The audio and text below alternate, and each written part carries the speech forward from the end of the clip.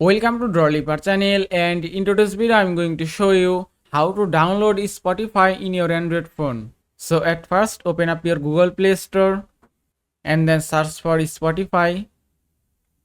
Then tap on Spotify. Then tap on Spotify again. Then tap on install.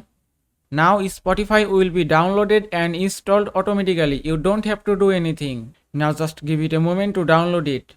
And the download is complete. Now just go to your home screen and then go to app screen, and here you can see Spotify has been installed successfully. Now just open it.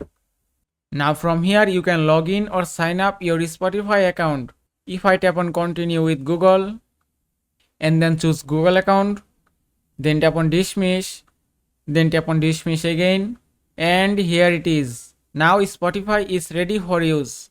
Now if you tap on M at the top left corner in your display, then tap on your profile, you can customize your Spotify profile from here. And that is how you can download Spotify in your Android phone. I hope this video was helpful. If it was, please give it a thumbs up and don't forget to subscribe.